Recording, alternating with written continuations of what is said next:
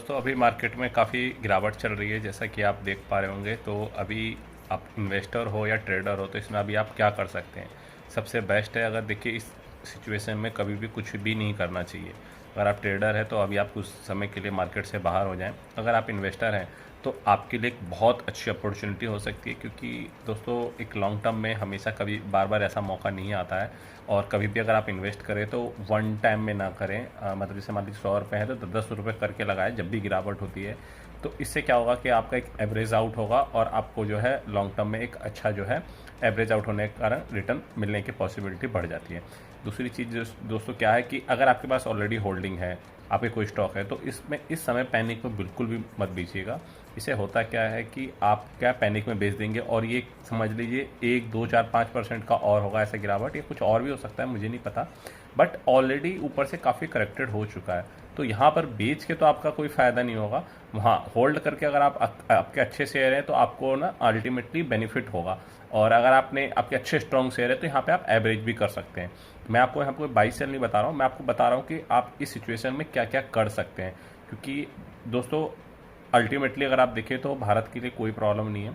ये जितने भी वॉर या ये चीज़ें चल रही हैं वो बाहर में चल रही हैं। थोड़े समय के लिए प्राइस जो है फ्लक्चुएट हो सकता है, ऑयल जो डिपेंडेंट कंपनी है। बट अगर आप देखें तो लॉन्ग टर्म में अच्छी ग्रोथ है।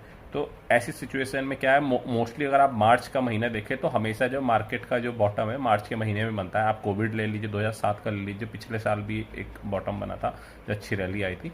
तो मार्च में, क्योंकि मार्च में ऐसा इसलिए ज़्यादातर भी होता है क्योंकि जो है अगर आप देखें तो फाइनेंशियल ईयर में जो लोग ना अपना लॉस को जो है लॉस हार्वेस्टिंग इसको कहते हैं, कि लॉस को जो सेल करके उसको क्या है कि अगले कैरी फॉरवर्ड करते हैं। मान लीजिए कि आपका 30% माइनस में है, को 100 रुपये का शेयर लिया और 70 रुपये का, अगर आप इसको आज बेच के कल ले लेंगे फिर उसी शेयर को, तो आप जब टैक्स फाइल करते हैं तो वहाँ पर आप 70 रुपये 30 रुपये लॉस दिखाएंगे। शेयर तो वही है, सेम चीज़ है।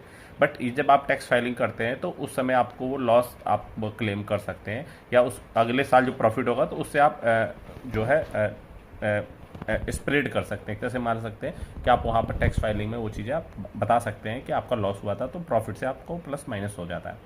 तो एक छोटे इसलिए क्योंकि हम आप रिटेलर हैं, हमें चीज़ों के बारे में नहीं पता होते हैं, हम ना सोचते हैं। लेकिन आप देखिए बिग प्लेयर देखिए, बड़े बड़े HNI और FI DI होते हैं, तो वो ये चीज़ें हमेशा ऐसा करते हैं। तो एक वो भी हो रहा है मार्च में कि ऐसी सिचुएशन में जो है सेल हो रहा है। तो कभी भी घबरा के ना बेचें, मेरी यही राय होगी। दोस्तों अभी मार्केट में काफ़ी गिरावट चल रही है, जैसा कि आप देख पा रहे होंगे। तो अभी आप इन्वेस्टर हो या ट्रेडर हो, तो इसमें अभी आप क्या कर सकते हैं।